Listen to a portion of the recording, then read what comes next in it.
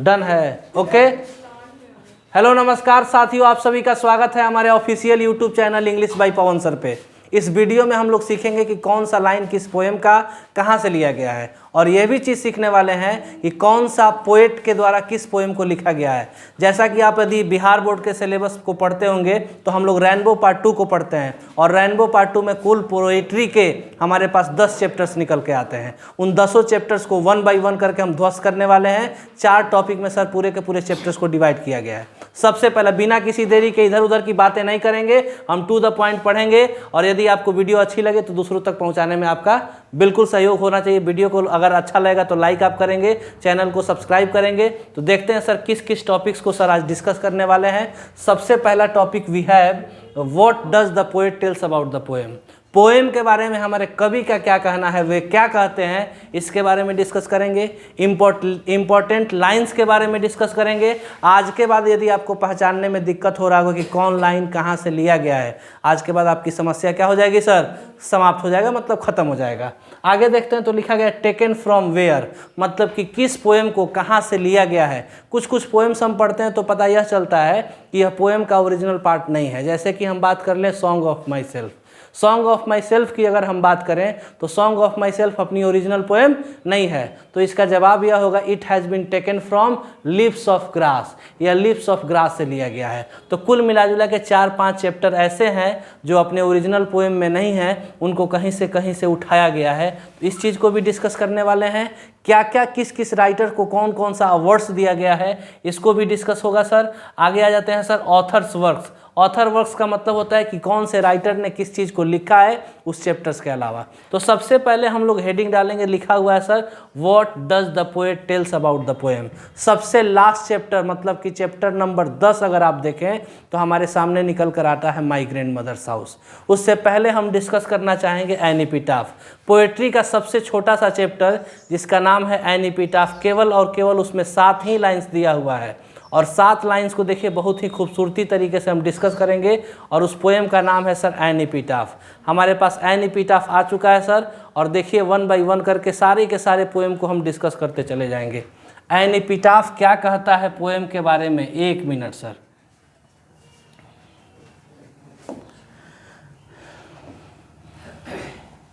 आज के बाद लाइन पहचानने में आपको दिक्कत नहीं आएगी।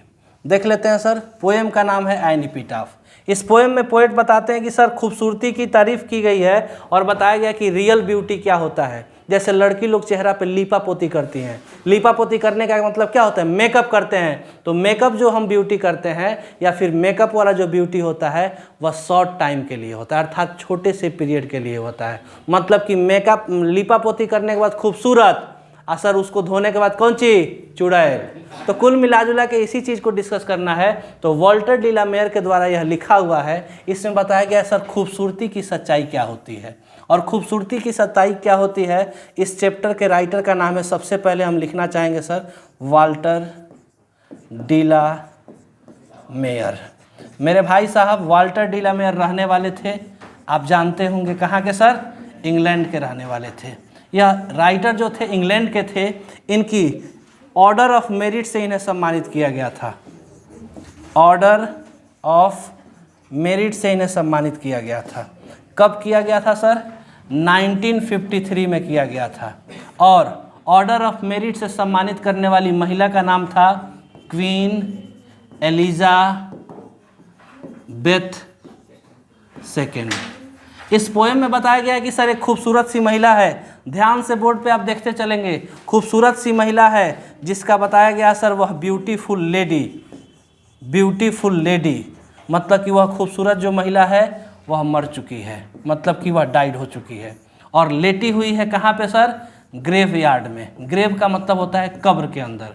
तो खूबसूरती की तारीफ करते हुए अपनी गर्लफ्रेंड अर्थात अपनी महबूब की खूबसूरती की तारीफ में बोलते हैं वॉल्टर डी ला मेयर, यहाँ पे जो लेटी हुई महिला है और वेस्ट कंट्री की सबसे खूबसूरत महिला में से एक थी। उसकी खूबसूरती की तारीफ मैं क्या करूं, उसके लिए तो मैं कुछ कह ही नहीं सकता। वह वेस्ट कंट्री की सबसे खूबसूरत महिला जिसे अपने खूबसूरती पे नाज था, घमंड था, फक्र था, लेकिन आज इसकी सुंदरता मिट्टी में मिल चुकी है। देखिए कितना शांतित होकर कब्र के अंदर लेटी हुई है। और यह लड़की जिसे अपने खूबसूरती पे नाज था, तो कहना चाहेंगे पोएट क्या, पोएट बोलते हैं कि गोरे रंग पे इतना गुमान न कर, गोरा रंग एक दिन तेरा ढल जाएगा। मतलब कि गोरा रंग ढल जाता है, चाहे आप कितना भी खूबसूरत क्यों ना हो, इंसान की खूबसूरती एक न एक दिन ढल जाती है। तो पोएट बताते हैं कि चाहे तुम कितना भी खूबसूरत क्यों ना हो, तुम्हारी खूबसूरती एक न एक दिन ढल जाएगी। तो इंसान के साथ खूबसूरती अंतिम क्षण तक उसके साथ नहीं जाता है, यह एक टाइम ऑफ पीरियड के हिसाब से क्या होता है सर, ढलते जाता है। तो पोएम में बताया गया क्या कि here lies the most beautiful lady, यहाँ पे एक खूबसूरत महिला लेटी हुई है। She belongs from west country, वह वेस्ट कंट्री से ताल्लुकात रखती है। Light of step and heart was she, यह जो लड़की थी छोटे छोटे कदमों से चहलकदमी किया करती थी, लेकिन मर जाने के बाद देखिए इस कब्र में शांतित होकर लेटी हुई है। अर्थात आपसे प्रश्न पूछा जाएगा कि लड़की कहाँ की थी सर, तो you have to remember west country की महिला थी। सर यह लड़की कैसी थी, तो ब्यूटीफुल लेडी थी सर। रहने वाली कहाँ की, वेस्ट कंट्री की। इसकी खूबसूरती की तारीफ कर कौन रहा है सर, तो वाल्टर डी ला मेयर करते हैं। और खूबसूरती के बाद बोलते हैं क्या कि व्हेन आई क्रम्बल, मेरी जाने मन, मेरी प्रियतमा, मेरी महबूब, याद रखना तुम मर जाने के बाद तुम्हारे कब्र के पास मैं दौड़ते दौड़ते मतलब कि रोते बिलखते आ गया हूँ, लेकिन जरा तुम सोचो when I crumble who will remember, मतलब कि मेरे मर जाने के बाद तुम्हें याद कौन करेगा। जब तुम मर गई तो तुमको याद करते करते मैं यहाँ आ गया, लेकिन जब मैं मर जाऊँगा हु विल रिमेंबर, तुम्हें याद कौन करेगा। तो यही बात आपके पोएट समझाते हैं। आ जाते हैं लाइन्स के ट्रिक्स पे, मतलब कि इस अगर पूछ दे आपसे कि सर कौन सा लाइन कहाँ से लिया गया है, तो इसमें याद क्या करना है सर। अगर कभी भी किसी भी पोएम में मेरे भाई ब्यूटी की चर्चा आपको लिखा हुआ मिल जाए, याद रखिएगा, ब्यूटी अर्थात खूबसूरती का चर्चा अगर कभी भी किसी भी पोएम में लिखा हुआ मिलेगा, तो याद रखिएगा वह पोएम किस पोएम का लाइन होगा सर, एन एपिटाफ। आपसे अगर सर खूबसूरती से जुड़ा हुआ कोई भी लाइन पूछ दे और पूछे कि उसके राइटर का नाम बता दीजिए, आप आंसर क्या मार्क करेंगे sir, Walter de la Mare. आपसे अगर पूछ दे सर, याद रखिएगा इस लाइन को, light of step and heart was she, a line कहाँ से लिया गया है, तो याद रखेंगे कहाँ से लिया गया सर, एन एपिटाफ से। इसको लिखा किसने है सर, एक वाल्टर डी ला मेयर ने। अगर आपसे पूछते कि light of step and heart was she, वह चहलकदमी जो करती थी वह कौन थी, तो यू हैव टू रिमेंबर वह एक खूबसूरत सी महिला थी, बहुत ही खूबसूरत महिला थी, जिसको अपने खूबसूरती पे नाज था, घमंड था, लेकिन उसका खूबसूरती मर जाने के बाद क्या हो गया, समाप्त हो गया। तो ये रहा पोएम के बारे में छोटा सा एक्सप्लेनेशन। हम लोग आगे पोएम में बढ़ते हैं। तो मोहब्बत पे आधारित एक और पोएम है जिसका नाम है माई ग्रैंड मदर्स हाउस। उसमें भी प्यार को दिखाया गया है, इसमें महबूब के प्यार को दिखाया गया है, उसमें दादी के घर के प्यार को दिखाया गया है। अर्थात दादी से मोहब्बत था कमला दास को। आते हैं उस पोएम को जब पढ़ते हैं तो सबसे पहला ही पोएम था हमारे पास जिसका नाम था माई ग्रैंड मदर्स हाउस। ज़रा बोर्ड पे ध्यान देंगे सर, 1 मिनट। ऑल ओके, आइए माई ग्रैंड मदर्स हाउस। अगर सर आपसे एग्जाम में क्वेश्चन पूछते इस तरीके से कि माई ग्रैंड मदर्स हाउस लिखा किसने है, तो आपको याद रखना है, ज़रा बोर्ड पे ध्यान देंगे क्या क्या चीज़ों को हम याद रखेंगे। सबसे पहला प्रश्न कि सर इसको लिखा किसने है, तो याद हम लोग क्या करेंगे सर कि लिखा गया है सर कमला दास के द्वारा। कमला दास ने इनको लिखा है सर। कमला दास रहने वाली कहाँ की थी, तो इंडिया की थी। इस नाते हम इनको इंडियन पोएटिस बोलेंगे, मतलब कि भारतीय कवित्री थी सर। आगे अगर बढ़ जाएं तो इन्हें एक अवार्ड दिया गया था, उसको बाद में डिस्कस करना है दोबारा से, लेकिन फिर से यहाँ भी रिपीट कर देंगे। याद रखिएगा सर, इन्हें नोबेल प्राइज़ दिया गया था कि शॉर्टलिस्ट किया गया था, तो आप बताएंगे सर नोबेल प्राइज़ के लिए इन्हें क्या किया गया था सर, शॉर्ट लिस्टेड किया गया था, शॉर्ट लिस्टेड किया गया। अर्थात इन्हें नोबेल प्राइज़ दिया नहीं गया, सिर्फ शॉर्ट लिस्टेड किया गया। तो और अगर इसके बारे में अगर हम बोलना चाहें तो आप देख रहे हैं लिखा गया सर ग्रैंड मदर्स लव्स, मतलब कि सर इस चैप्टर में दादी के मोहब्बत को दिखाया गया है। ड्यूरिंग हर चाइल्डहुड, मतलब कि बचपन के दौरान का प्यार दिखाया गया है। आगे अगर बढ़ते हैं तो आ जाता है सर रिसीव्ड लव्ड, वहाँ से उनको क्या प्राप्त होता था सर, मोहब्बत प्राप्त होता था। वहाँ भी प्यार का चर्चा था, किसमें, एन एपिटाफ में। रिलेशन जोड़ते चलेंगे। याद रखिएगा सर, अगर आपसे कभी भी क्वेश्चन किसी भी लाइन में आ जाए कि ब्यूटीफुल लेडी, तो याद रखिएगा वह पोएम किस लाइन का होगा सर, एन एपिटाफ का होगा। आपसे अगर पूछ दे light of step and heart was she, आप जवाब क्या देंगे सर, एन एपिटाफ का। अगर आपसे प्रश्न पूछ दे कि beautiful lady belongs from west country, तो यहाँ पे आंसर क्या दीजिएगा सर, एन एपिटाफ। आपसे सर अगर पूछ दे कि it is rare and however rare rare it be, मतलब कि इंसान की खूबसूरती चाहे कितना भी रेयर क्यों ना हो, वह इंसान की खूबसूरती एक न एक दिन क्या होती है, ढल जाती है, अर्थात समाप्त हो जाती है। यहाँ भी कुछ ऐसा ही बताया गया है, लेकिन मेरे मित्र यहाँ पे प्यार ऐसा प्यार है जो दादी के प्यार को दिखाया गया है। तो दादी के प्यार को दिखाने का सेंस यह निकलता है, कमला दास जब बचपन में थी, आप पूरे के पूरे पोएम को देखेंगे। इस कंप्लीट वीडियो में हम 10 चैप्टर्स को डिस्कस करने वाले हैं, 10 चैप्टर्स डिस्कस करने वाले हैं। शांति के साथ पूरे यूट्यूब पे आप बने रहिए, ऐसा एक्सप्लेनेशन आपको पूरे यूट्यूब हिस्ट्री में नहीं मिलने वाला है।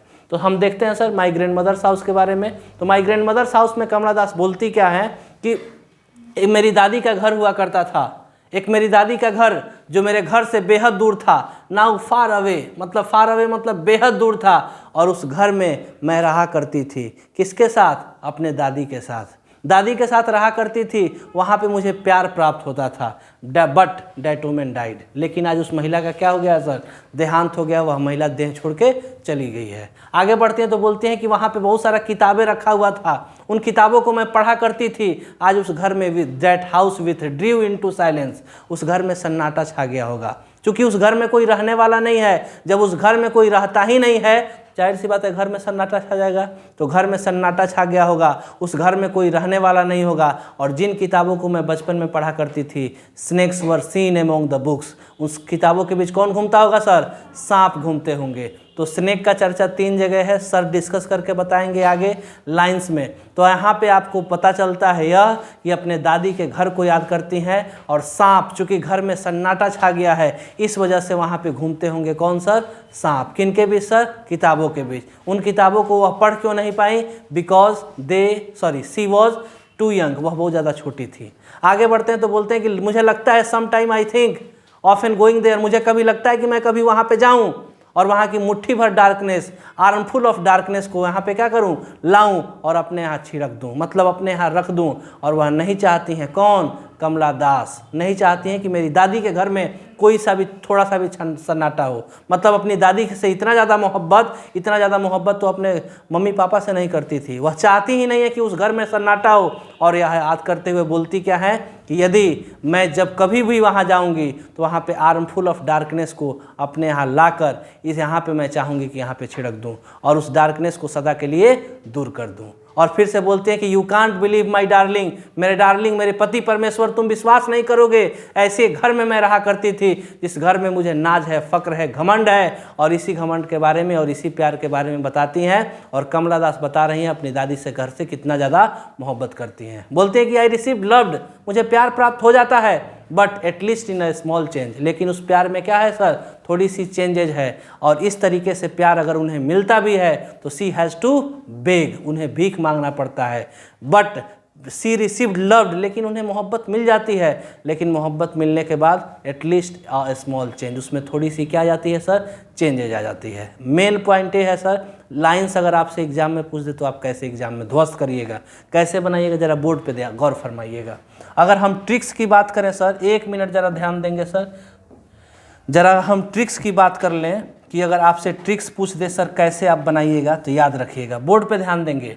कभी भी किसी भी पोएम में अगर साइलेंस का चर्चा मिल जाए, साइलेंस का चर्चा, ठीक है सर, आपसे सर सन्नाटा अर्थात लोनली का चर्चा मिल जाए, अगर सर आपके सामने बुक्स का चर्चा मिल जाए, या फिर किसी भी हाउस का चर्चा मिल जाए अर्थात किसी भी घर का चर्चा मिल जाए, और उस पोएम में आपको लिखा हुआ मिले सर, बोर्ड पे ध्यान दीजिएगा, यहाँ पे स्नेक का कम्बिनेशन किसके साथ, बुक के साथ लिखा हुआ मिलेगा, तो याद रखिएगा वह पोएम किस चैप्टर का होगा सर, वह लाइन किस चैप्टर का होगा sir, my grandmother's house का। तो आपने देखा सर कि स्नेक कहाँ घूमते होंगे, किनके बीच सर, किताबों के बीच। That house withdrew into silence, उस घर में क्या छा गया होगा सर, सन्नाटा छा गया होगा। उस घर में कोई रहता नहीं है तो लोनली मतलब अकेलानेस आया होगा, अकेलापन आ गया होगा। और कभी भी किसी पोएम में अगर आपको डाइड अर्थात मृत का चर्चा मिल जाए तो आप समझेंगे वह पोएम कहाँ का है sir, my grandmother's house का है। और इतना चीज़ आपको याद रखना है, ऑब्जेक्टिव क्वेश्चन बनाइए या लाइन को एक्सप्लेन करिए। पूरा का पूरा क्वेश्चन अगर आपने बातों को ध्यान से सुना होगा तो पूरा का पूरा क्वेश्चन क्या हो जाएगा सर, बन जाएगा। सबसे खूबसूरत चैप्टर की अगर हम बात करें तो अब आ जाता है चैप्टर सर। चैप्टर का नाम है, ज़रा बोर्ड पे देखें, चैप्टर का नाम है sweetest love I do not गो। तो 2 चैप्टर को हमने डिस्कस किया सर, थर्ड चैप्टर हम आ जाते हैं जिसका नाम है sweetest love I do not गो। ज़रा बोर्ड पे देखेंगे sir, sweetest love I do not गो ऐसे पोएम है जो बहुत बड़ा, लेकिन सर इसको बहुत ही शॉर्ट में समझाने वाले हैं। ऑब्जेक्टिव क्वेश्चन भी नहीं छूटेगा और आपका लाइन भी एक भी नहीं छूटने वाला है। इसकी ऐसी की तैसी। आ जाते हैं सर, ये वीडियो सर ऑफलाइन में भी रिकॉर्ड हो रहा है और हम लोग ऑनलाइन में भी रिकॉर्ड कर रहे हैं, तो ज़रा आप साथी से अच्छे से बने रहेंगे। ज़रा देखते हैं, चैप्टर का नाम है मेरे भाई sweetest love I do not go. Sweetest love का मतलब होता है, बोर्ड पे ध्यान दीजिएगा, स्वीटेस्ट मतलब मधुर, लव का मतलब प्यार, आई का मतलब मैं, डू नॉट मतलब नहीं, गो का मतलब जाना। तो अपनी पत्नी को अर्थात पत्नी रूपी प्रेमिका को क्या समझाते हैं, पत्नी रूपी प्रेमिका को समझा रहे कि मेरी जाने मन, जाने जिगर जाने मन, तुझको है मेरी कसम। मतलब कि अपने जाने रुबा अर्थात अपनी प्रेमिका को समझाते हैं, पत्नी रूपी प्रेमिका को समझाते हैं कि sweetest love I do not गो, मेरी मधुरतम प्यार मैं तुम्हें छोड़ के नहीं जा रहा हूँ। और ये मत समझना कि अगर मैं तुमसे दूर जा रहा हूँ तो I am tired of you. इसमें वर्ड जो यूज़ किया गया है ओल्ड इंग्लिश का वर्ड यूज़ किया गया है। अगर कभी भी किसी का लाइन अगर आ जाएगा तो याद रखिएगा, ज़रा बोर्ड पे ध्यान दें सर। चैप्टर के पोएट का नाम हम लिखना चाहेंगे, चैप्टर के पोएट का नाम क्या है सर, जॉन डॉन।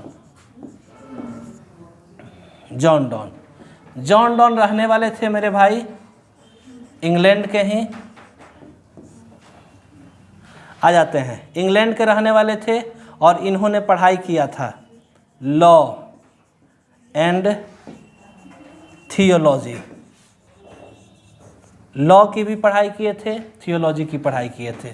आपको पता है इनका जो पढ़ाई करने का जगह था, जगह कहाँ पे था सर, ऑक्सफोर्ड यूनिवर्सिटी। लेकिन क्या पढ़ाई अपना कंप्लीट किए थे, ज़रा जवाब दे सकते हैं, पढ़ाई अपना कंप्लीट नहीं कर पाए थे। क्यों नहीं कर पाए थे सर, रिलीजन के वजह से इनको पढ़ाई बीच में ही छोड़ के जाना पड़ा था, बीच में ही छोड़ के चले गए थे। आगे बढ़ते हैं सर, तो sweetest love I do not गो जो पोएम बताया गया सर, देखिएगा sir, trip of a continent, यहाँ पे एक कॉन्टिनेंट का ट्रिप का चर्चा है और जो जगह है सर वो जगह क्या है सर, जर्मनी है। तो आपसे क्वेश्चन पूछ देगा कि जॉन डॉन साहब जो हैं आखिर जा कहाँ रहे हैं, तो जा रहे हैं सर कहाँ पे, कॉन्टिनेंटल ट्रिप पे। अच्छा, वह कॉन्टिनेंटल ट्रिप जाना कहाँ है उनको है सर, तो जर्मनी। ये सारी की सारी बातें you have to remember, otherwise 1 number का क्वेश्चन अगर आ गया, सावधानी हटी 1 नंबर कटी, 1 नंबर कट जाएगा। छूटला तो गईला, तो छूटला तो गईला के नहीं पूरा करे के बा तो बोर्ड पे ध्यान से देखे के बा। ये वीडियो के पूरा लास्ट तक देखना है और पूरा का पूरा हम 10 चैप्टर आज ध्वस्त कर देते हैं। देखिए कैसे, तो पोएट बोलते हैं क्या, जॉन डॉन साहब बोलते हैं कि मेरी मधुरतम प्यार, sweetest love I do not गो, मेरी मधुरतम प्यार मैं तुम्हें छोड़ के नहीं जा रहा हूँ। और ये मत समझना कि मैं तुमसे थक गया हूँ, फॉर वेरीनेस ऑफ दी का मतलब हो गया यू, ऐसा मत समझना कि मैं तुमसे थक गया हूँ, मैं तुमसे उब गया हूँ। और nor in the hope the world can give me a fitter love for me, ना ही इस आशा और उम्मीद में जा रहा हूँ कि मुझे दुनिया तुझसे बेहतर मोहब्बत दिला सके। इसका मतलब कि पोएट बोलते हैं क्या, कि तू मेरा आसमान हो, मेरा चांद हो, मेरा नूर हो, तो मेरी पहली मोहब्बत न सही मगर आखिरी ज़रूर हो। मतलब कि कहने का सेंस यह है सर कि अपनी प्रेमिका से इतना ज़्यादा प्रेम, अपनी पत्नी से इतना ज़्यादा प्रेम, हालांकि यहाँ पे कुछ लोग नहीं करते हैं, दूसरे पे ध्यान देंगे, अपनी पत्नी पे कम ध्यान, दूसरा पे ज़्यादा ध्यान, अगल बगल में ताका ताकी, अपना पे ताका ताकी नहीं। तो कुल मिलाजुला के कहने का सेंस यह है कि sweetest love I do not गो में पोएट यह बताते हैं कि मेरी मधुरतम प्यार मैं तुम्हें छोड़ के नहीं जा रहा हूँ। और ये मत समझना अगर मैं तुमसे दूर जा रहा हूँ तो मैं तुमसे थक गया हूँ, मैं तुमसे उब गया हूँ, बिल्कुल भी नहीं समझना। देखो उस सन को, ध्यान से सुनेगा, अपनी यात्रा की तुलना किससे कर रहे हैं सर, सन से। बोलते हैं कि देखो उस सन को अर्थात सूर्य को देखो जो अपनी यात्रा को क्या कर लिया, पूरा कर लिया। न तो उसके पास डिजायर था, न तो उसके पास सेंस था, लेकिन आज फिर वापस आ गया है। लेकिन याद रखना मेरी महबूब, मेरी जाने मन, मेरी प्रियतमा, कि अगर मैं यात्रा कर रहा हूँ तो यात्रा करके क्या आ जाऊँगा सर, वापस आ जाऊँगा। तो क्वेश्चन यहाँ से पूछेगा कि जॉन डॉन साहब हैं अपनी यात्रा की तुलना किससे कर रहे हैं, सन के साथ। एंड बिलीव, ध्यान से सुनेंगे, and believe the speedier journey than sun, और अपनी यात्रा का तुलना जब भी करते हैं तो सन से, और बोलते हैं कि उस सन से भी बहुत ज़्यादा तेज़ी से यात्रा करके मैं अपने कहाँ पे आ जाऊँगा सर, घर पे आ जाऊँगा। मेरे से घबराओ नहीं, अगर तुम ऐसे ही रोती रही, बिलखती रही, यू में फालिल, तुम बीमार पड़ जाओगी। तो हम तुमसे एक वादा करते हैं, एक प्रॉमिस करते हैं कि हम कभी एक दूसरे से अलग नहीं होंगे। और फिर बोलते हैं कि इंसान का भाग साथ नहीं देता है, जब उसका भाग साथ नहीं देता है तो इंसान की गुड फॉर्चून जो होती है फेल हो जाती है, उसका जीवन में जो अच्छे चीज़ होते हैं वो बिछड़ जाते हैं। लेकिन महबूब, मेरी जाने मन, मेरी प्रियतमा, याद रखना कि I can never be parted, हम कभी एक दूसरे से अलग और जुदा नहीं हो सकते। तो इतना बात सर आपके पोएट बताते हैं जॉन डॉन साहब कहाँ पे sir, sweetest love I do not गो के बारे में। 3 चैप्टर को हमने पढ़ा। पहला चैप्टर एन एपिटाफ, मोहब्बत पे आधारित। दूसरा चैप्टर पढ़ा गया sir my grandmother's house, दादी के प्यार पे आधारित। तीसरा प्यार हमने पढ़ा sweetest love I do not go, किसके प्यार पे आधारित सर, पत्नी के प्यार पे आधारित। ये जा कहाँ रहे हैं तो कहिएगा सर जा रहे हैं कॉन्टिनेंटल ट्रिप पे। जाना कहाँ है सर, उन्हें जर्मनी। अगर आपके एग्जाम में कोई लाइन आ जाए, याद रखेंगे कोई भी लाइन आ जाए सर, कोई भी लाइन, तो इसको बनाने का तरीका क्या होना चाहिए जरा देखेंगे सर। उसको बनाने का तरीका ये होना चाहिए कि अगर कोई भी लाइन आपसे पूछ दे कि बताइए यह किस चैप्टर का है, तो जरा बोर्ड पे ध्यान दें। पहले स्पेलिंग को जरा देखिएगा बाबू, यहाँ पे देखेंगे GOE, मतलब कि यह स्पेलिंग लिखा गया। आपको लग रहा होगा कि सर स्पेलिंग गलत है, लेकिन मेरे भाई ये गलत नहीं है, स्पेलिंग बिल्कुल ठीक और सही लिखा गया है। ये जो गो है, जरा बोर्ड पे ध्यान दें, इस गो का मतलब होता है सर जाना। आज इसे मॉडर्न इंग्लिश में गो बोला जाता है, लेकिन पहले गो बोला जाता था। इस कुल मिलाजुला के अगर किसी भी लाइन में जिसका स्पेलिंग अर्थात वॉवेल का, बोर्ड पे ध्यान दें तो सर वॉवेल का स्पेलिंग और वॉवेल का रिपीटिशन, मतलब कि रिपीटिशन अगर बार बार आ जा रहा है मतलब वॉवेल रिपीट करेगा। यहाँ पे देख रहे हैं ओ और ई, वॉवेल है कि नहीं है। अगर ये बार बार रिपीट करेगा तो समझिएगा लाइन कहाँ का है sir, sweetest love I do not गो का। अगर मोहब्बत, फीटर लव, मतलब कि अच्छे वाले प्यार की चर्चा मिल जाए तो sweetest love I do not गो का होगा। अगर आपसे सर क्वेश्चन पूछ दे कि बताइए कौन सा लाइन अगर sweetest love I do not गो का है, तो उस लाइन्स को अच्छे से पढ़ेंगे। अच्छा से जब पढ़ेंगे ना तो आपको पता चलेगा, उसका मीनिंग आपको समझ में नहीं आएगा। कहीं आई तो रिके रे, ये तो गलती स्पेलिंग लिख ले बा, तो गलती स्पेलिंग नहीं लिखा है, वो लिखा गया है ओल्ड इंग्लिश में। लेकिन आपको पहचान जाना है कि यह क्वेश्चन और यह लाइन कहाँ का है सर, तो sweetest love I do not गो का है। अब आपको कोई दिक्कत और परेशानी, कोई भी लाइन मेरे भाई, कोई भी लाइन मतलब कोई भी लाइन जिसमें स्पेलिंग गलत लगे कि उसका मतलब ही हमको समझ में नहीं आ रहा, आई ज़्यादा हम कहीं बेहोश ना हो जाएं, तो समझिएगा वो लाइन कहाँ का होगा, sweetest love I do not गो का होगा। Is my point clear. आगे बढ़ा जाए तो 3 चैप्टर को हम खत्म कर चुके हैं। चौथा चैप्टर आता है सर, जरा देखें, उसका नाम है sir now the lips are falling fast. Now the lips are falling fast का मतलब क्या होता है, जरा कोई हमें बताएगा। Now the lips are falling fast का मतलब होता है सर, जरा ध्यान से सुने, देखिए आ गया now the lips are falling fast. Now the lips are falling fast जो पोएम है, फालतू की बकवासबाजी नहीं, सिर्फ और सिर्फ पढ़ाई। दूसरे यूट्यूब चैनल वाले आते हैं तो इधर की उधर बात करते हैं, यहाँ पे सिर्फ और सिर्फ आपको पढ़ाई मिल रहा है सर। तो हमने देखा now the lips are falling fast. Now का मतलब होता है अब, लिप्स का मतलब होता है पत्ता, और फॉलिंग का मतलब होता है गिरना, फास्ट का मतलब तेजी से। लेकिन सर इसका मतलब कतई ये नहीं है। इसका मतलब क्या है सर, हम लोग डिस्कस करते हैं। सबसे पहले जानते हैं कि सर इस पोएम को आखिर लिखा किसने है, किसकी औकात ने इस पोएम को लिख दिया। तो उस व्यक्ति का नाम था सर W.H. ऑर्डन। इन्हें हम जानते हैं कौन से पोएट, वर्साटाइल पोएट। रहने वाले कहाँ के थे मेरे भाई, जरा बताएंगे, इंग्लैंड के रहने वाले थे। आगे अगर हम बढ़ें सर तो इन्हें वर्साटाइल पोएट का दर्जा दिया गया। इस पोएम में बताया गया sir frustration of human life.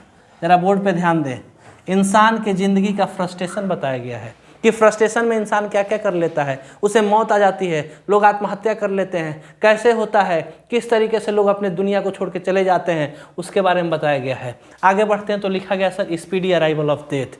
इस जो लाइन का मतलब है, इसका मतलब कुछ और नहीं है, इसका मतलब होता है स्पीडी अराइवल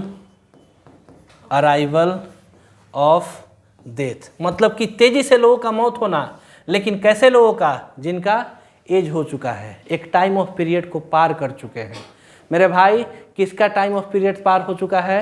मतलब बूढ़े लोगों का, मतलब कि जिनका उम्र हो चुका है, दुनिया छोड़ के चले जाएंगे। लेकिन जो अभी छोटे छोटे बच्चे हैं, नर्सेस मतलब छोटा सा प्लांट्स, जो छोटे छोटे बच्चे हैं वो अभी मरने वाले नहीं हैं, वो अभी ज़्यादा दिन तक जिएंगे और ठीक उसी तरीके से जिएंगे जिस तरीके से प्रेम्स का मतलब होता है पालना का पहिया रोलिंग ऑन होते चलता है। रोलिंग ऑन का मतलब होता है सर कंटिन्यूटी ऑफ लाइफ, जिंदगी का पड़ाव। जिंदगी का पड़ाव एक जैसे चक्र की तरह चलते जाता है। तो W.H. ऑर्डन बोलते हैं क्या है? Now the leaves are falling fast, nurses feel not the last. मतलब कि पेड़ से पत्ते गिरने लगे, लेकिन छोटे छोटे जो प्लांट्स हैं, नर्स का मतलब होता है छोटा छोटा प्लांट्स, छोटे छोटे जो प्लांट्स हैं वो अभी मरेंगे नहीं, अभी धरती पे बने रहेंगे। एंड बोलते हैं क्या? और जिस तरीके से and the nurses to the grave are gone, prams go rolling on. इसका मतलब क्या हुआ सर? कि इसमें छोटे छोटे जो पौधे हैं उनका भी जीवन लीला समाप्त नहीं होगा। वैसे लोग जो मर चुके हैं कब्र के तरफ चले जाएंगे, लेकिन जिनका अभी धरती पे एज बचा हुआ है, पालने के पहिए की तरह, जीवन चक्र की तरह चलता जाएगा। एक ऐसा टाइम ऑफ पीरियड आएगा, उन्हें भी क्या कर देगा? उनका भी टिकट कटा देगा। आगे बढ़ते हैं तो पोएम में बोलते हैं poet W.H. Auden, whispering never left and right pluck us from real delight. मतलब कि जब व्यक्ति मरने वाला होता है तो उसके दाएं बाएं मौत का फरिश्ता, you have to remember. Whispering never का मतलब क्या होता है? मौत का फरिश्ता। इंग्लिश में बोले तो मैसेंजर ऑफ डेथ। बोलते हैं कि whispering never left and right, मौत का फरिश्ता हमारे आसपास लेफ्ट एंड राइट घूमते रखता है। Pluck us from real delight, हम दूसरों को, एक दूसरे को क्या करता है? रियल खुशी, रियल डिलाइट से दूर करने की कोशिश करता है। आगे बढ़ते हैं क्या? तो पोएट बताते हैं क्या कि व्यक्ति जब मर जाता है उसको लोनली छोड़ दिया जाता है, अकेला छोड़ दिया जाता है। उसकी एक्टिव जो हैंड क्या होती है? फ्रीज हो जाती है। तो आपसे क्वेश्चन एक पूछा जाएगा कि डेड बॉडी की जो एक्टिव बॉडीज होती है वह क्या हो जाता है? तो फ्रीज अर्थात ठंडा पड़ जाता है। अब आगे बढ़ते हैं तो इसमें आपका अगर आपसे पूछ दे कि सर लाइन बताइए, किस लाइन को आप पहचानेंगे कि इसी पोएम का है? याद रखना है उस पोएम का लाइन पहचानने का तरीका क्या होगा, जरा बोर्ड पे ध्यान दीजिएगा।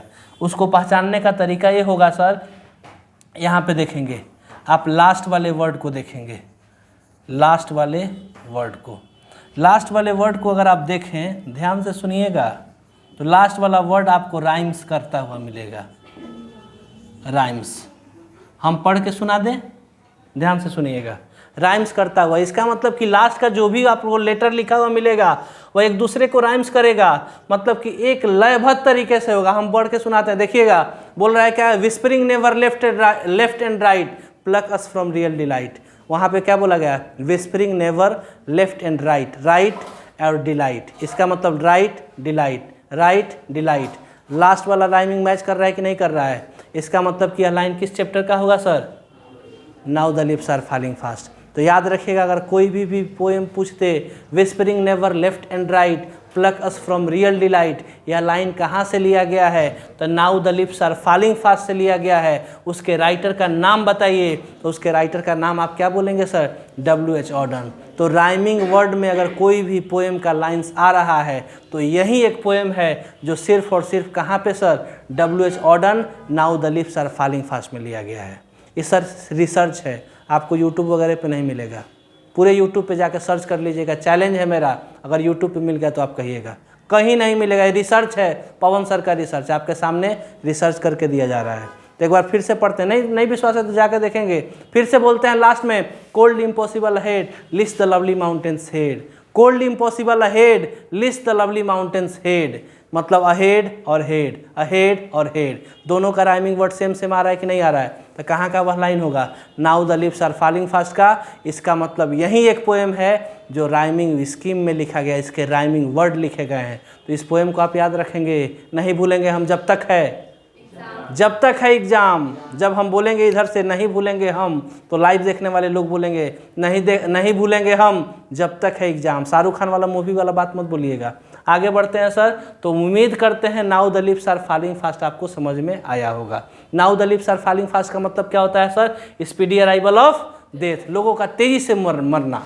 आगे पोएम, नेक्स्ट पोएम हम लोग के पास है sir,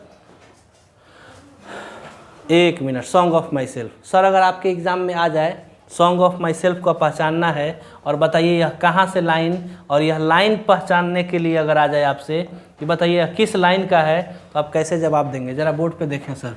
song of my self के पोएट का नाम हमारे सामने निकल कर आता है। पोएट का नाम है sir Walt Whitman. Walt Whitman, Walt Whitman, spelling गलत हो गया। वॉल्ट व्हिटमैन रहने वाले थे कहाँ के मेरे भाई? अमेरिका के रहने वाले व्यक्ति। ठीक है सर, अमेरिका के रहने वाले व्यक्ति हैं सर। इस पोएम में यह अपना एज बताते हैं, कितना साल? 37 साल। यह खुद के लिए ही गाते हैं और खुद के लिए ही क्या करते हैं? सेलिब्रेशन करते हैं। सेलिब्रेशन का मतलब होता है खुद ही मनाते हैं, इनको कहीं जाने की जगह नहीं है, कहीं वही नहीं घूमते हैं। याद रखेंगे सर, कभी भी सॉन्ग ऑफ माई सेल्फ से अगर आपको कोई लाइन पूछ दे, पहचानने का क्या तरीका, ज़रा गौर फरमाइएगा। पहचानने का तरीका यह है, किसी भी लाइन का, या 90% केसेस में सही होगा, 99.9% किसी भी लाइन का अगर स्टार्टिंग आई से है, कहाँ से सर? आई से। जाके देख लीजिएगा, I celebrate myself and sing myself, I से स्टार्ट है कि नहीं है? वॉट आई एज्यूम, वॉट के बाद आई। एक्सपेरिमेंट है ये सब, ये कुछ नहीं है सर, आपको यूट्यूब पे, पूरे यूट्यूब पे नहीं मिलेगा, एक्सपेरिमेंट है। आगे बढ़ते हैं तो बोलते हैं क्या? आई celebrate myself and sing my self. What I assume, you shall assume. जैसा मैं सोचता हूँ तुम भी वैसा ही सोचो, तो तुम भी क्या करोगे? मेरे तरफ फ्री माइंड होकर गाओगे, गुनगुनाओगे, तुमको भी किसी चीज़ का टेंशन और परवाह नहीं रहेगा। और फिर से बोलते हैं आपके पोएट क्या? आई celebrate myself and sing my self. और फिर से बोलते हैं क्या? कि आज मैं 37 साल का हो गया हूँ। Today I am 37 year old. तो आई वर्ड आया कि नहीं आया? I now 37 year old, I word आ रहा है कि नहीं आ रहा है? आप पोएम अगर खोल के देखें सॉन्ग ऑफ माई सेल्फ में, तो सबसे ज़्यादा रिपीटिशन किसका हुआ है? आई का हुआ है। ठीक है, आई और यू का कॉम्बिनेशन अगर आपके साथ कहीं भी दिखा हुआ मिल जाए, आई और यू का, बोर्ड पे ध्यान दीजिएगा, आई और यू का कॉम्बिनेशन कभी भी लिखा हुआ मिल जाएगा तो समझेंगे वह लाइन किसी और पोएम का नहीं है मेरे भाई, वह किस चैप्टर का है? सॉन्ग ऑफ माई सेल्फ का। ठीक है सर, याद रखेंगे। आगे बढ़ते हैं तो इस पोएम में पोएट बोलते हैं क्या? आई celebrate myself and sing my self. मैं खुद ही गाता हूँ, खुद ही मनाता हूँ, मुझे किसी चीज़ की परवाह नहीं है, मुझे किसी चीज़ का टेंशन नहीं है। अगर पोएट्री की बात करें ना बाबू मेरे भाई, 40 क्वेश्चन अगर बुक में ऑब्जेक्टिव आता है तो 40 क्वेश्चन में 30 से 35 क्वेश्चन यहीं से रहता है। सॉरी गलत बोल दिए, यहाँ सर मजाक नहीं, यहाँ 20 से कम 28 या नहीं तो 25, मतलब कि 10 से 15 क्वेश्चन आपका वो कहानी से रहेगा, लेकिन पोएम से क्वेश्चन ज़्यादा रहता है। इसीलिए पोएट्री का रिवीजन कर रहे हैं, नहीं तो इसको भी पढ़ाने का कोई मतलब नहीं निकलता है, क्योंकि एक बार तो पढ़ाया जा ही चुका है ऑफलाइन में। तो ज़रा इसको ध्यान से सुनते चलिए। हमने बोला आई और यू का कॉम्बिनेशन, आई और यू का कॉम्बिनेशन, आई और यू का कॉम्बिनेशन अगर एक साथ पोएम में दिख जाए तो याद रखिएगा वह poem song of myself का होगा। उसके लिखने वाले व्यक्ति का नाम होगा sir Walt Whitman. Walt Whitman American poet थे और वॉल्ट व्हिटमैन पोएम के बारे में बोलते हैं क्या? कि मैं खुद ही गाता हूँ, खुद ही मनाता हूँ। And today I am 37 year old, आज मैं 37 साल का हो गया हूँ। And hoping to cease not till death, मतलब कि मरते दम तक इसी एनर्जी और उत्साह के साथ काम करूँगा, जब तक कि मेरे डेथ नहीं हो जाता, मतलब कि पूरे के पूरे जोश के साथ काम करूँगा। और एक चर्चा करते हैं और बोलते हैं क्या? कि some time I loaf, I loaf, I loaf, I आया कि नहीं आया? I loaf and I invite my soul, मैं भटक जाता हूँ और इन्वाइट माई सोल, अपने आत्मा को इन्वाइट करता हूँ। And observing the spear of summer grass, और उस समर ग्रास के स्पीयर पार्ट को, नुकीले पार्ट को क्या करता हूँ? ऑब्जर्व करता हूँ। तो ऑब्जर्व करने के बाद पता यह चलता है कि इंसान जिस तरीके से अपने बोझ से, अपने काम से, अपने चीज़ों से उब गया है, दब गया है, ठीक उसी प्रकार समर ग्रास भी उब गया था, दब गया था। लेकिन जैसे ही इसे शीतलता प्रदान हुई, यह क्या हो गया सर? तन के खड़ा हो गया। तो कुल मिला जुला के कभी भी अगर आपको आई का रिपीटेशन किसी पोएम में मिल जाए, आई से जुड़ा हुआ मी मिल जाए, तो वह समझेंगे वह पोएम किस लाइन का है मेरे भाई? सॉन्ग ऑफ माई सेल्फ का है। Is it okay? आगे बढ़ा जाए सारा का सारा चीज़ याद है, जैसे है वैसे है। फिर से बोलते हैं आई हार्बर फॉर गुड और बैड, मैं अच्छे और बुरे में दोनों में विश्वास रखता हूँ। आई से स्टार्ट हुआ कि नहीं हुआ? हुआ ना सर, पोएम में ही लगा है माई सेल्फ, तो माई सेल्फ का मतलब होता है ओरिजिनेशन इसका आई है, इसीलिए सर ये पोएम कहाँ से लिया गया sir? Song of my self से। इस सब का सब ऑब्जर्वेशन है। जितना ज़्यादा पढ़िएगा, the more you read the more you become sharper, जितना ज़्यादा आप पढ़ेंगे उतना ही ज़्यादा शार्प बनते जाएंगे। आगे बढ़ते हैं, एक और हम रिसर्च आपके सामने दिखाना चाहेंगे सर। पोएम का नाम हम डिस्कस करना चाहेंगे आपके सामने, now the lips are falling fast को डिस्कस कर लिया गया। आगे बढ़ते हैं सर, इस पोएम का नाम हमने देखा, एन एपिटाफ डिस्कस कर लिया गया, सोल्जर को। बहुत ही अच्छा पोएम, 14 लाइन है इसमें कुल मिला जुला के। और हमारे इतिहास में, इंग्लिश लिटरेचर में मेरे भाई, कोई भी अगर पोएम, मेरे भाई जरा बोर्ड पे ध्यान दें, कोई भी पोएम अगर केवल और केवल 14 लाइन्स की होती है तो उसको हम इंग्लिश में क्या बोलते हैं? सोनेट बोलते हैं। और इसको लिखने वाले व्यक्ति का नाम था रूपर्ट ब्रूक। Rupert Brooke. देखिए 6 चैप्टर ख़त्म कर चुके, 6 चैप्टर, ठीक है। रॉबर्ट ब्रूक रहने वाले थे भाई, ये भी इंग्लैंड के। इस पोएम को हम बहुत सारा कुछ कह सकते हैं। क्या क्या कह सकते हैं? पहला चीज़ क्या लिखा गया सर? इसको हम बोल सकते हैं वॉर पोएम।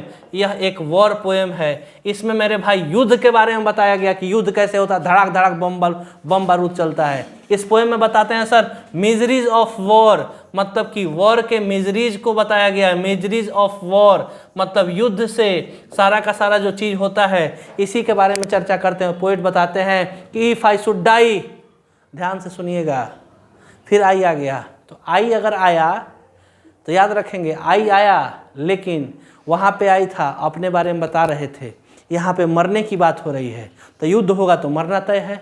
इसका मतलब कि सर आई का कॉम्बिनेशन नॉर्मल वे में रहेगा, तो समझेंगे वह क्वेश्चन या फिर वह लाइन कहाँ का है? सॉन्ग ऑफ माई सेल्फ का। लेकिन आई का कॉम्बिनेशन मृत्यु के साथ अर्थात डेथ के साथ है, तो वह क्या समझेंगे सर? द सोल्जर का है। ठीक है सर, आगे बढ़ते हैं। तो बोलते हैं क्या कि if I should die think only of me, यदि मैं मर जाऊं तो मेरे बारे में सिर्फ इतना ही सोचना, जिस विदेशी भूमि में मुझे दफनाया जाएगा वह धरती सदा के लिए कहाँ की हो जाएगी? इंग्लैंड की हो जाएगी। मतलब कि पोएट जो हैं अपने मदरलैंड से, देखेंगे सर बोर्ड पे मदरलैंड का मतलब होता है मातृभूमि। अपने मातृभूमि से बहुत ज़्यादा उनको मोहब्बत था। इसी मोहब्बत के बारे में पोएट बोलते हैं कि हे मेरे देश के जवानों, जागो और उठो, चलो अपने वक्त आ गया अपने देश को बचाने का। अब हम अपने देश को नहीं बचाएंगे तो हमारे देश को कौन बचाएगा? जिस इंग्लैंड ने हमें जन्म दिया है, याद रखेंगे, जिस इंग्लैंड ने हमें जन्म दिया है, जिस इंग्लैंड ने हमें सींचा है, जिस इंग्लैंड ने हमें मतलब इतना बड़ा किया, जिस इंग्लैंड ने हमें रास्ता दिया चलने के लिए, जहाँ के फ्लावर से मैंने मोहब्बत करना सीखा, और इसी तरीके की चर्चा करते हैं। क्या अगर वह देश संकट में है, क्राइसिस में है, तो क्या हम उसकी मदद नहीं करेंगे? तो नहीं, मदद करेंगे। मदरलैंड से बड़ा कोई चीज़ हो ही नहीं सकता। जिस दिल में देशभक्ति की जज्बा नहीं हो तो वह दिल नहीं है, क्या है? खोखला दिल है। तो कहना चाहेंगे क्या? आपसे कहना चाहेंगे कि जो भरा नहीं है भाव से, जिसमें बहती रसधार नहीं, हृदय नहीं वह पत्थर है जिसमें स्वदेश का प्यार नहीं। सर अपने दिल में स्वदेश का प्यार होना चाहिए। और आपके पोएट बोलते हैं क्या? यदि मैं मर जाऊंगा तो मेरे बारे में सिर्फ इतना ही सोचना। इसका लाइन्स अगर आपके एग्जाम में आ जाए तो क्या करेंगे?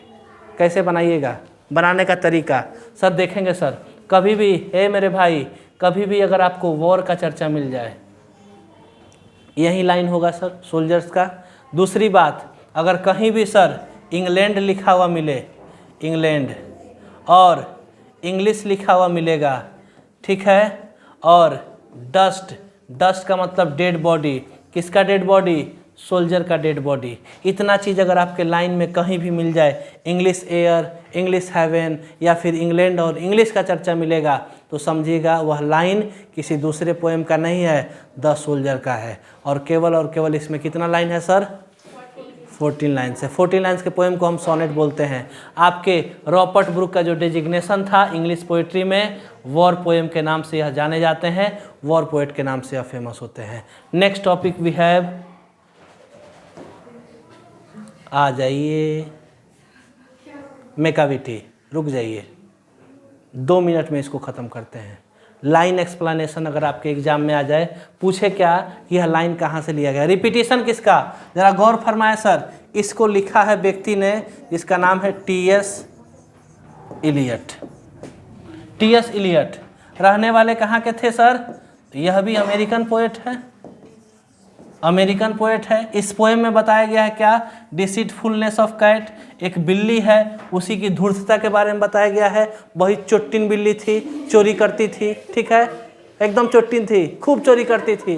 कैसे कैसे चोरी करती है बताते हैं। तो टी.एस. इलियट रहने वाले थे अमेरिका के, और अमेरिका के पोएट बोलते क्या हैं कि there is no one like Macavity, Macavity जैसा कोई मैकाविटी नहीं है। यह मैकाविटी बिल्ली स्कॉटलैंड यार्ड को, पुलिस को एकदम तबाह कर दिया है। इसके किसी भी स्कॉटलैंड यार्ड, या स्कॉटलैंड यार्ड एक जगह है इंग्लैंड में पाया जाता है। बोलते क्या है सर कि स्कॉटलैंड यार्ड के पुलिस को इसने बेफलमेंट में डाल दिया, उलझन में डाल दिया।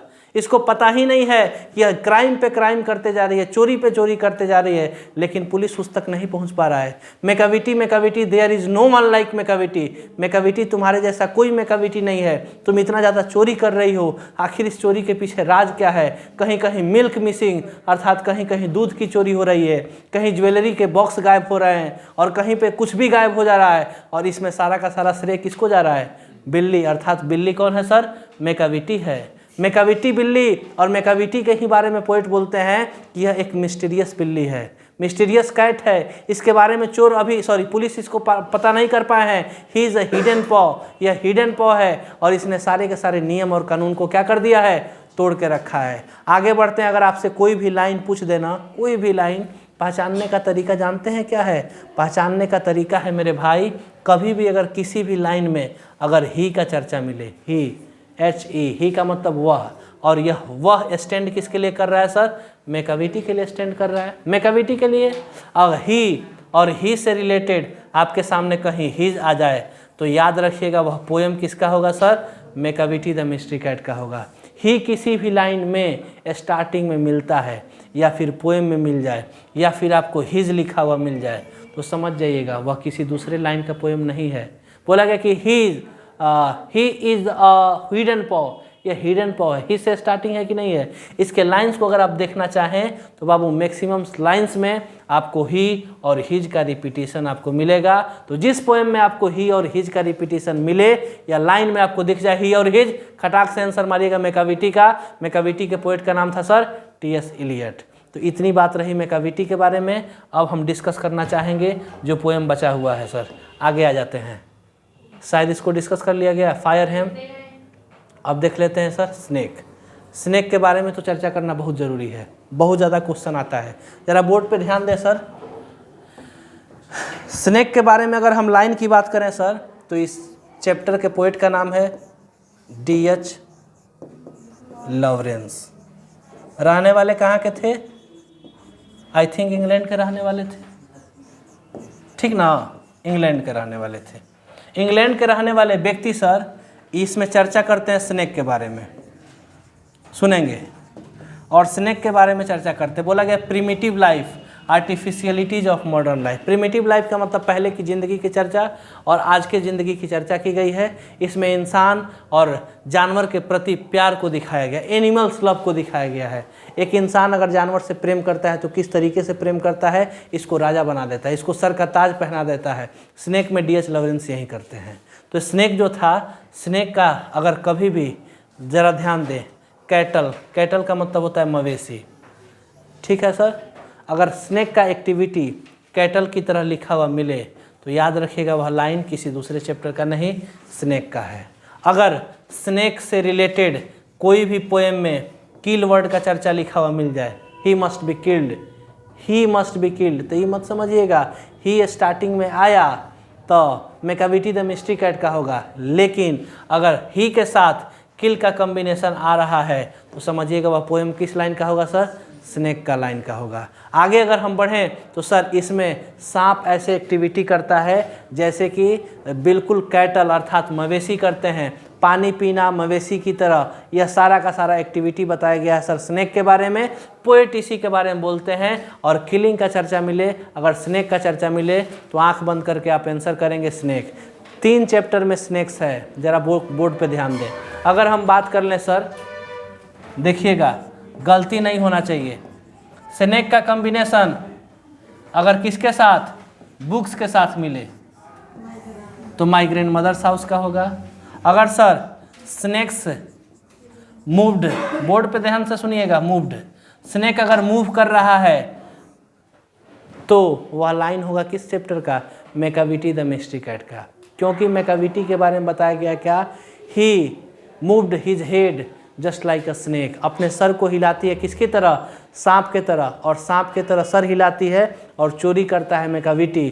तो स्नेक का कॉम्बिनेशन अगर मूव के तरह से मिलेगा तो वह लाइन कहाँ का होगा sir, Macavity the mystery cat का होगा। आगे अगर हम बढ़ना चाहें तो स्नेक का कॉम्बिनेशन अगर ड्रिंकिंग वाटर से है, सांप पानी पी रहा है तो स्नेक चैप्टर का होगा। स्नेक का कॉम्बिनेशन वाटर ट्रॉट के साथ है तो कहाँ का होगा सर, स्नेक का होगा। स्नेक का कॉम्बिनेशन अगर किलिंग के साथ है तो वह चैप्टर कहाँ का होगा सर, स्नेक चैप्टर का होगा। That's it. इससे ज़्यादा आपके एग्जाम में ना तो पूछा है और ना ही पूछेगा। अगर उसको पूछ दिया तो उसकी ऐसी की तैसी, पूछेगा ही नहीं। आ जाते हैं sir, my grandmother's house हो गया, फायर हेम को देखेंगे 2 मिनट में, इसको इसकी भी ऐसी की तैसी कर लेते हैं। फायर हेम सर जिस व्यक्ति के द्वारा लिखा गया है उस व्यक्ति का नाम था मेरे भाई केकी एन दारूवाला। सर नाम से पता चल रहा होगा केकी एन दारूवाला। सर नाम से क्या पता चला, यह रहने वाले कहाँ के हैं, इंडिया के।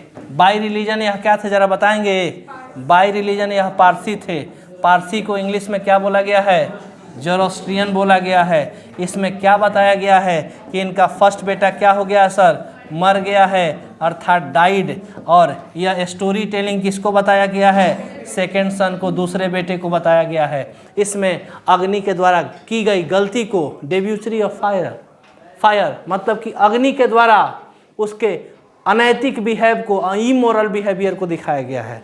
मतलब कि सर इसमें पोइट बोलते क्या हैं, याद रखिएगा, इसका लाइन याद करने का तरीका क्या है सर, कहीं भी सर अगर फायर का मिल जाए चर्चा, अगर आपको बर्निंग घाट का चर्चा मिल जाए, बर्निंग घाट, बर्निंग घाट को बोलते हैं शमशान घाट, बर्निंग घाट का चर्चा मिल जाए, फायर का चर्चा मिल जाए, और सर सेरिमेशन, सेरिमेशन का मतलब होता है अंतिम संस्कार, जहाँ पे अगर सेरिमेशन का चर्चा मिल जाए, अगर किसी भी फायर का चर्चा मिलता है किसी पोएम में, या फायर के एक्टिविटी का चर्चा मिले, फायर क्या क्या करता है, हाफ बर्न्ट लिम्ड मतलब कि बॉडी को आधा ही जलाता है, तो वह पोएम का जो लाइन होगा सिर्फ किस चैप्टर का होगा सर, फायर हेम का होगा। फायर हेम के राइटर का क्या नाम है सर, पोएट का केकी एन दारूवाला। रहने वाले कहाँ के थे सर, इंडिया के। By religion what is he, क्या थे, पारसी थे सर। हमने डिस्कस किया। आ जाते हैं सर स्नेक को, फायर हेम को, मैकाविटी को भी डिस्कस कर लिया जा चुका है। आगे आ जाता है सर द सोल्जर को भी discuss, an epitaph discuss, now the lips are falling fast discuss, song of myself discuss, sweetest love I do not को डिस्कस। पूरा का पूरा पोएम हुआ खत्म, एक पोएम छोड़ के, एक पोएम छोड़ के। और टू ऑटम, जरा रुक जाएं, और टू ऑटम की बात अगर हम कर लें सर, और टू ऑटम एक ऐसा पोएम है सर जिसमें नेचर के बारे में बताया गया। तो जिस पोएम में नेचर का चर्चा मिल जाए, पता चले कि फ्रूट्स फल रहे हैं, सन आ रहा है, सन का चर्चा 2 चैप्टर में, याद करेंगे किस चैप्टर में, sweetest love I do not गो, और दूसरा चैप्टर है सर यहाँ पे, ये सन के साथ वहाँ पे कंपैरिजन किसका, जर्नी का, यहाँ पे सन के साथ क्या, कंस्पायरिंग। कंस्पायरिंग का मतलब क्या होता है सर, षड्यंत्र रचना। अगर नेचर वगैरह का चर्चा, किसी भी इंसेक्ट का चर्चा, किसी भी एनिमल्स का चर्चा, ग्रेनरी का चर्चा अगर मिल जाएगा तो वह लाइन कहाँ का होगा, बोलो बोलो जल्दी जल्दी जल्दी जल्दी कमेंट करके बताओ, कहाँ का होगा सर, और टू ऑटम का होगा। और टू ऑटम के राइटर का नाम जॉन केट्स, यह रोमांटिक पोएट के नाम से फेमस होते हैं। यह चीज़ आपके एग्जाम में पूछा जाता है सर, जरा देखें हेडिंग क्या कहता है, कहता है टेकन फ्रॉम। मेरे भाई याद रखेंगे, टेकन फ्रॉम 4 ही पोएम ऐसा है जो अपने ओरिजिनल फॉर्म में नहीं है। ओरिजिनल फॉर्म का मतलब कि वह उसका पार्ट नहीं है, तो उसका पार्ट क्या है, जरा बोर्ड पे ध्यान दे। 1 नंबर का क्वेश्चन ऑब्जेक्टिव में, सावधानी हटी, 1 मार्क्स कटी, 1 नंबर कट जाएगा, छुटलता गईला। समझ में आवता कि खाली माथा पे कपार बा, आवाज ध्यान दो। लिखल बा Macavity, sorry my grandmother's house. मेरे भाई आपसे पूछ दे क्या कि my grandmother's house has been taken from where, my grandmother's house को कहाँ से लिया गया है? तो समर इन कोलकाता से लिया गया है। It was an autobiographical book of Kamala Das. तो समर इन कोलकाता अगर आपसे पूछेगा कि कहाँ से लिया गया है, नहीं, समर इन कोलकाता में कौन सी बुक अर्थात कौन सा पोएम छपा है? तो माई ग्रैंड मदर्स हाउस। आपसे पूछ दे सर कि माई ग्रैंड मदर्स हाउस को कहाँ से लिया गया है, टेकन फ्रॉम वेयर, तो आंसर क्या करके आइएगा? Taken from there. इस देयर का क्या नाम है? Summer in Kolkata. आपसे पूछ दे Macavity the mystery cat when has been taken from where, तो Macavity the mystery cat when has been written taken from here. उस पोएम का क्या नाम है sir? The old possum's books of practical cat. याद करके जाना है, टेस्ट में नंबर पूछा जाता है, एग्जाम में डायरेक्ट। ये 4 टॉपिक है ना सर, 4 में से एक जरूर एग्जाम में पूछेगा, याद कर लो। माई ग्रैंड मदर्स हाउस कहाँ से पूछा गया है सर? सेकेंड चैप्टर का नाम है sir Macavity the mystery cat. कहाँ से? Old possum's books of practical cat. Song of myself कहाँ से लिया गया सर? लिप्स ऑफ ग्रास से। आगे बोलते हैं now the lips are falling fast, the age of anxiety से लिया गया है। कहाँ से? द एज ऑफ एंग्जाइटी नामक किताब था, पोएम था, उसी से यह पोएम को लिया गया है। आगे बढ़ते हैं बिना किसी देरी के। Next point we have awards. Award के बाद तो खत्म हो गया, किस किस पोएट को कौन कौन सा अवार्ड दिया गया था ये भी जान लें, क्योंकि इससे भी एग्जाम में क्वेश्चन पूछा जाता है। याद रखेंगे, हमारे सबसे पहले व्यक्ति आते हैं जिनका नाम है W.H. ऑर्डन। तो W.H. ऑर्डन के सबसे पहले पोएम जान लेते हैं। पोएम का नाम है now the lips are falling fast. Now the lips are falling fast के पोएट का नाम है W.H. ऑर्डन। W.H. ऑर्डन को दिया गया था award Pulitzer award. Pulitzer award कब दिया गया था? 1948 में। आगे बढ़ते हैं तो चैप्टर का नाम है वाल्टर ढेला मारे। वाल्टर ढेला मारे बोले तो Walter de la Mare. Walter de la Mare के द्वारा नहीं, वाल्टर डी ला मेयर को अवार्ड दिया गया था। कौन सा? Order of merit. किसके द्वारा सर? एलिजाबेथ सेकंड के द्वारा। कब दिया गया था? तो 1953 में। Next poem we have T.S. Eliot के द्वारा। T.S. इलियट जो है और T.S. इलियट पोएम का नाम है मैकाविटी द मिस्ट्री कैट। इन्हें दिया गया था नोबेल प्राइज 1948 में। आगे बढ़िएगा तो चैप्टर का नाम है केकी अंदारूवाला, जिनको दिया गया था साहित्य अकेडमी अवार्ड। कब दिया गया था? 1984 में। 1984 में दिया गया था सर। और last but not the list हमारे पास कौन सा है सर? कमला दास। अवार्ड नहीं दिया गया है, इन्हें शॉर्टलिस्ट किया गया था। तो एक बार फिर से देखें sir, W.H. Auden Pulitzer award 1948। Next we have Walter ढेला मारे ऑर्डर ऑफ मेरिट 1953। आगे बढ़ते हैं T.S. Eliot Nobel prize 1948। Keki Daruwalla Sahitya Akademi award 1984। Date of birth नहीं याद करना है, लेकिन इसको जरूर याद करना है, गेट बाई हार्ट। आगे नेक्स्ट सर, इससे तो क्वेश्चन हर साल एग्जाम में रहता है, जिसका नाम है सर ऑथर्स वर्क्स। ऑथर के द्वारा कौन कौन सा काम किया गया है, किस किस कृति को, किस किस पोएम को उन्होंने लिखा है उस पोएम के अलावा। तो सबसे पहला चर्चा होता है सर W.H. ऑर्डन। तो W.H. ऑर्डन ओरिजिनल पोएम जिसका नाम है क्या sir? Now the lips are falling fast. तो now the lips are falling fast तो वह लिखे ही हैं, उनके अलावा 2 और बात लिखे हैं। जरा बोर्ड पे आप देखें, लिखा हुआ द एज ऑफ एंग्जाइटी, और क्या sir? The dance of death, मौत का डांस, मौत का तांडव। कौन करता है? जो भी करे। लिखा गया Walter de la Mare. Walter de la Mare का 2 इंपॉर्टेंट रचना याद रखना है। पहला Walter de la Mare an epitaph, और दूसरा याद रखना है क्या? Song for children. और दूसरा क्या याद रखना है सर? पीकॉक पाई। तो पीकॉक पाई और song for children Walter de la Mare के द्वारा। और वाल्टर डी ला मेयर का मुख्य पोएम जो क्या था? उसका नाम था एन एपिटाफ। चैप्टर है सर T.S. इलियट के द्वारा लिखा हुआ main chapter Macavity the mystery cat, और लिखा गया द वेस्टलैंड और 4 क्वार्टेट्स। बाबू दोनों एग्जाम में पूछा गया है, स्टार लगाइए। VVI एकदम हर साल एग्जाम में पूछा जाता है। द वेस्टलैंड तो 3-4 बार पूछा भी जा चुका है। आगे बढ़ते हैं तो चैप्टर का नाम है सर केकी अंदारूवाला। ओरिजिनल पोएम है फायर हेम, लेकिन क्रॉसिंग ऑफ रिवर भी याद रखना है। तो क्रॉसिंग ऑफ रिवर किनके द्वारा लिखा गया सर? केकी अंदारूवाला। कमला दास तो समर इन कोलकाता सब लोग जानते हैं सर, इसको बताने की जरूरत है क्या? आगे लिखा गया सर वॉल्ट विटमैन। तो हमने जाना सर सबसे पहले song of myself. Song of my self को लिखा है वॉल्ट विटमैन ने। इसके अलावा एक और बात याद रखना है, लिप्स ऑफ ग्रास, और क्या लिखा गया सर? Drum taps. इन्हीं के द्वारा लिखा हुआ रचना है। आगे बढ़ लेते हैं सर जॉन किट्स, लामिया और हाइपेरियन। जॉन किट्स को जानते हैं रोमांटिक पोइट के नाम से, और जॉन किट्स लिखा है लामिया और हाइपेरियन। रॉबर्ट ब्रूक हमारे सबसे अच्छे कवि जो बहुत ही कम एज में मर गए थे, जिनका नाम है क्या सर? रॉबर्ट ब्रूक, और उन्होंने लिखा है द सोल्जर को। और आज के वीडियो में सिर्फ इतना ही। आपने देखा कि कैसे हमने पूरे के पूरे 10 चैप्टर को शॉर्ट्स में 1 शॉर्ट वीडियो में एक्सप्लेन किया गया, इसके इंपॉर्टेंट लाइंस को डिस्कस किया गया। मिलते हैं अगले वीडियो में। आपका देखने के लिए बहुत बहुत शुक्रिया। अगर वीडियो अच्छी लगी हो तो लाइक करें, शेयर करें और सब्सक्राइब करें। Thank you so much.